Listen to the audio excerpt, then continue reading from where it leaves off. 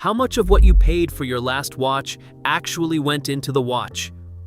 The movement, the crystal, the case metal, the engineering.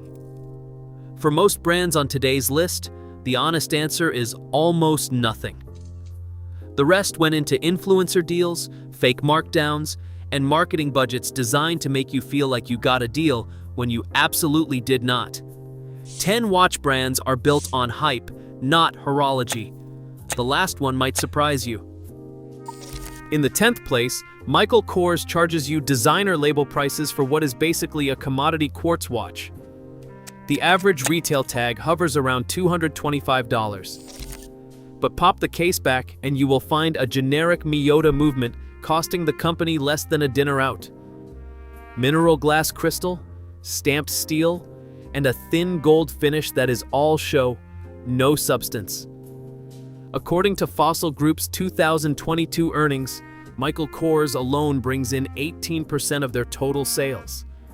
That's not a watch business. It's a logo business. A hobbyist teardown of the MK Elliott model broke down the numbers. 30% of what you pay goes to the movement, 20% to the case and crystal, but a whopping 35% is pure marketing, including celebrity campaigns, influencer deals, and department store window displays. Only 15% is left for the retailer. The result? You are funding runway branding, not engineering. One Reddit user summed it up after scratching their MK crystal on a coffee mug. They said they paid for a Kardashian-approved logo, not a cheap kitchen timer. Number 9. Guess sells you the fantasy of gold without the staying power. The secret is in the plating, measured in the lab at less than half a micron thick, about the width of a fingerprint smudge. That is not luxury. That is costume jewelry masquerading as a timepiece. The gold finish rate's just 2.5 on the Mohs hardness scale. Translation: it scuffs if you breathe on it. Retail price: $120 to $200. But the finish? 68% of owners in a recent survey reported visible wear within 6 months, with edges turning silver, gold flaking away, and the watch looking older than a thrift store find. Guess leans hard on the flash, but the substance vanishes faster than a spray tan in the rain. When a Casio G-Shock at the same price shrugs off 10-meter drops and keeps its looks for years, there is no excuse for a watch that cannot even hold its own against your car keys. If you want a watch that lasts, skip the guesswork. In 8th place, Fossil is the poster child for badge engineering in the watch world. One factory, endless logos, Fossil, Armani Exchange, DKNY, Skagen, all stamped out on the same assembly line in Vietnam or China. The difference is just the name on the dial, not the guts inside. A $250 Fossil quartz uses a generic Japanese movement, the same movement ticking in half the mall's so-called designer watches. Mineral crystal, stamped steel, nothing you will not find in a watch for 1/3 of the price. Here is the kicker. Fossil's own 2022 earnings show $1.682 billion in net sales, with $90 million spent on marketing. That is 38% of your purchase price funneled straight into influencer campaigns and glossy ads, not the watch itself.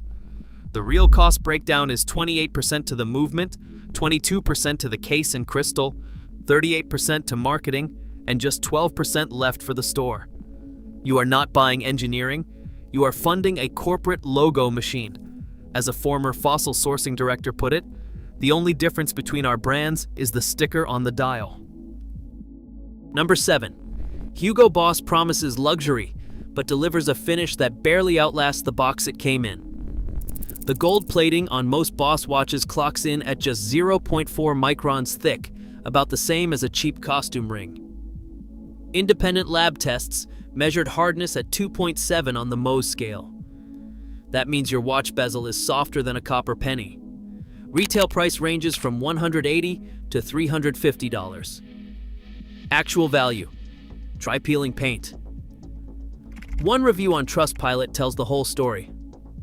After just 2 weeks, the gold-plated bezel started to flake off. The owner asked for a refund. Boss's customer service refused, citing manufacturer discretion. If you are looking for a watch that cannot survive a month of normal wear, this is it. Compare that to a Seiko 5 with real stainless steel, an automatic movement, and a case that does not shed its skin.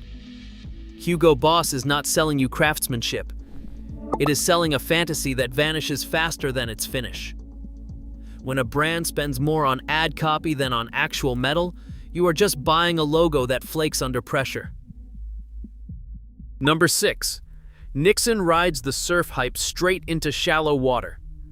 The pitch is all waves, boards, and sun-bleached athletes. It promises watches built for the ocean. But when you strip away the lifestyle ads, the specs drown fast. Independent lab tests on the Nixon The Wave model put the supposed 100-meter water resistance to the test. The result? Failure at just 30 meters, 3 ATM, barely enough for a quick swim, let alone a surf session. Shock resistance? 5 kg.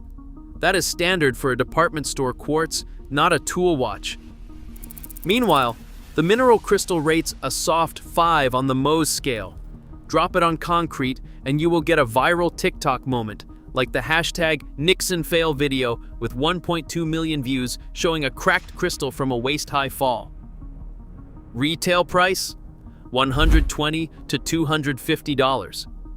For that, you get a generic Japanese quartz movement and a promise that fizzles the moment salt water hits the case. Lifeguard forums are full of stories of Nixon watches that fog up or stop after a single session in the surf, with warranty claims denied for misuse. Lab results and field failures ignored. Nixon waterproofs one thing really well: the marketing budget. If you want a watch that survives the ocean, do not trust a brand whose surf credentials collapse under pressure. Number 5. MVMT is the poster child for selling you a hashtag, not a timepiece. Born on Kickstarter in 2013, they pitched themselves as the anti-brand. Just two guys, direct to consumer, no middleman. Fast forward, $200 million in sales, and a marketing machine that makes the watch itself an afterthought. Here is the real breakdown. For every $150 to $200 MVMT you buy, only a quarter of that pays for the movement, a basic Japanese quartz that costs less than a dinner out. Another 20% covers the case and mineral crystal, which scratches at 5 on the Mohs scale. But a staggering 45% of your money goes to marketing. That is influencer contracts, Instagram blitzes, and paid partnerships that flooded your feed from 2016 to 2022. Total influencer spend was $80 million. That is more than double what they poured into making the product. The result is a watch that exists to look good in a filtered photo, not to outlast a season.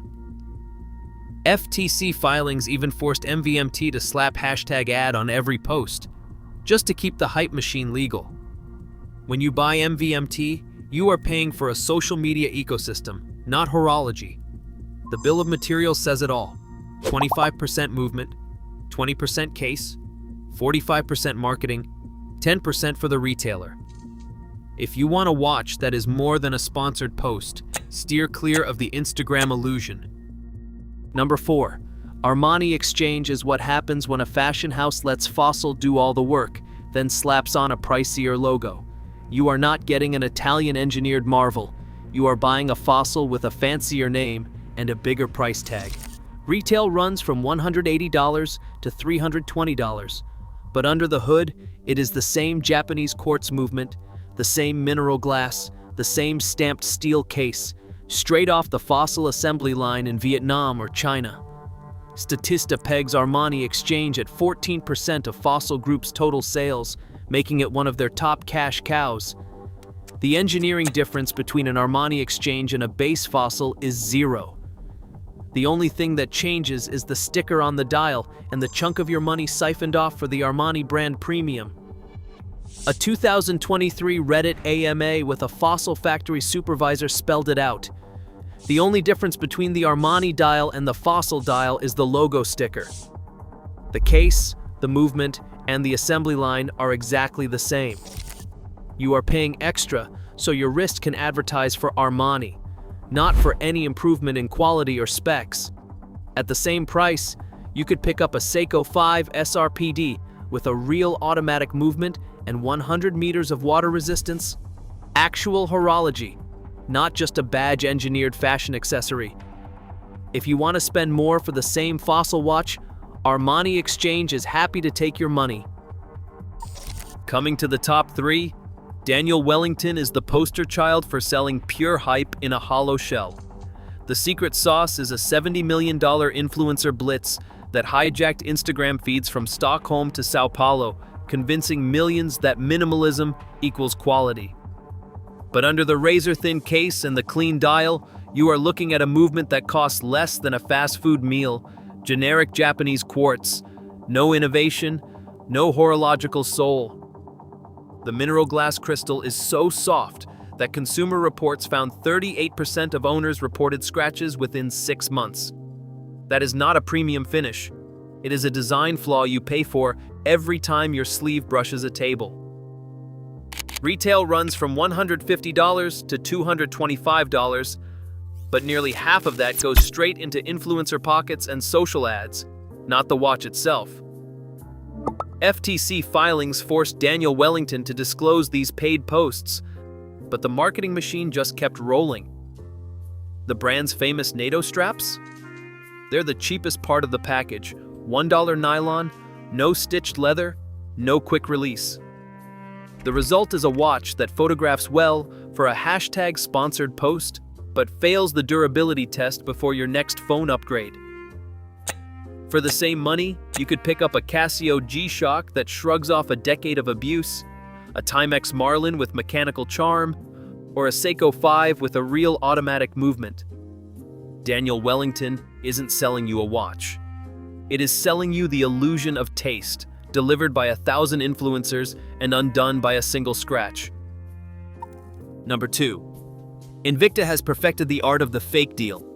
Every Invicta you see, whether it's in a mall kiosk or an online flash sale, screams a 90% discount. The tag claims $1,995, then gets slashed to $199, as if you stumbled onto a once-in-a-lifetime bargain. But the truth is uglier than the oversized cases. Wayback Machine captures show so-called original prices jumping every quarter, sometimes doubling in a year, just to make the discount look bigger. Internal memos from Invicta's own senior sales director, Mark T. Dunlap, spell it out. Set MSRP at 10 times target retail to create an eye-catching discount narrative. Not a mistake, a business model. The Federal Trade Commission nailed them for it in 2022, forcing Invicta to pay $2 million and admit that the 90% off sale was pure fiction. The real retail price is always $150 to $300, never the fantasy number on the tag. The movements inside are generic Japanese quartz or bargain basement automatics, mineral crystals that scratch at a glance, seals that fail water tests straight from the box. Invicta is not selling watches, it's selling the illusion of a deal, engineered by quarterly price resets and administrative price inflation. When you buy Invicta, you're not beating the system, you're the mark. The only thing real about that 90% off is the size of the con. And finally, in first place, Filippo Loreti takes the gold medal for fashion watch disaster. This is not just overpriced hype. It is a masterclass in how to burn trust, pocket millions, and leave customers holding nothing but broken promises. The pitch was irresistible. Italian luxury direct to you, no middleman.